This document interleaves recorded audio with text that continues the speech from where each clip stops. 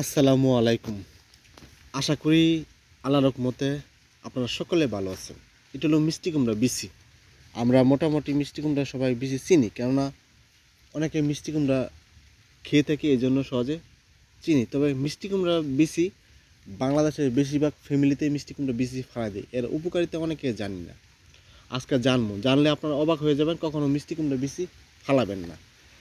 পৃথিবীর মধ্যে সবচেয়ে যে পুষ্টিকর যে খাবার তালিকা করা হয়েছে, সবচেয়ে বেশি পুষ্টিকর, এটা পুষ্টিবিজ্ঞানীরা সবচেয়ে পুষ্টিকর যে খাবার তালিকা করছে, এই তালিকার মধ্যে মিষ্টি কুমড়ো বিচিটা আছে। এত পুষ্টিকর এবং ভরপুর, কিন্তু আমরা বেশিরভাগ বলছি না, ফ্যামিলিতে মিষ্টি কুমড়া বেশি ফালাই দিই। এটা খাবার তালিকায় রাখবেন, রাখলে কী হবে, আপনার সহজে পুষ্টিঘাটতিটা পূরণ করতে পারবেন।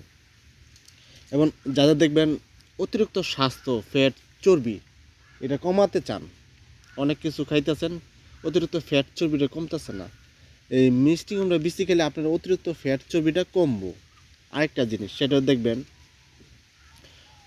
অনেকে শরীর দুর্বলতা অনুভব করে, নিজেকে হতাশ মনে করে, শরীর শক্তি পান না। এটা শক্তি বাড়ার জন্য খুবই একটা উপকার। কীভাবে খাবেন, কীভাবে খেলে শরীর শক্তিটা বাড়বো, এটা বিস্তারিত আলোচনা করুন। পুরো ভিডিওটা দেখেন, আপনার কাজে লাগবে, চিরজীবনের জন্য কাজে লাগবে।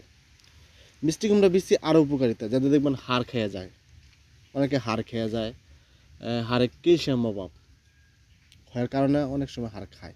এটা আপনার ক্যালসিয়াম ঘাটতিটা পূরণ করতে পারবেন, প্রচুর পরিমাণ ক্যালসিয়াম পাবেন। এবং 560 ক্যালোরি পাওয়া যায়, মানে প্রচুর পরিমাণ ক্যালোরি পাওয়া যায়। মানে প্রতি 100 গ্রামের মধ্যে মিষ্টি কুমড়া বিচির মধ্যে 560 ক্যালোরি পাওয়া যায়। আপনার 5 ক্যালোরি সহজে পূরণ করতে পারবেন। তারপরে আরেকটা জিনিস, সেটা হলো দেখবেন এই মিষ্টি কুমড়া বিচিতে রয়েছে, যাদের হৃদের যন্ত্রের মধ্যে কোনো সমস্যা আছে, এই সমস্যা দূর করে। এবং আরেকটা জিনিস, যে চুলের গোড়া শক্ত মজবুত করে, স্বাস্থ্য মানে রোগ প্রতিরোধ ক্ষমতা বৃদ্ধি করে, মানে সহজে রোগ বেলা হবে না যদি আপনি মিষ্টি কুমড়া বিচি খান। এবং হাড় দাঁত শক্ত মজবুত হবে, হাড় দাঁত কখনো খাইব না, খুবই উপকারিতা। কিভাবে খাবেন এই মিষ্টি কুমড়া বিচি, এত উপকারিতা। এটা খাওয়ার অনেক নিয়ম আছে।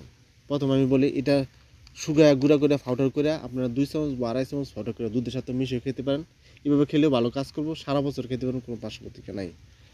আর যে জিনিসটা হলো, কেউ অনেকে দুধ পছন্দ করেন না, তাহলে কীভাবে খাবেন, এটা আপনার পাউডার করে মধুর সাথেও মিশিয়ে খেতে পারেন। 2 চামচ পাউডার, 2 চামচ মধু একসাথে মিশিয়ে খেতে পারেন। এভাবে খেলে খুবই দ্রুত শরীর শক্তি বাড়বো। অনেকে আবার মধু পছন্দ করেন না, মধু ডায়াবেটিস আছে, অনেক সমস্যা আছে, এই জন্য খান না, তাহলে মধু ছাড়া কীভাবে খাবেন।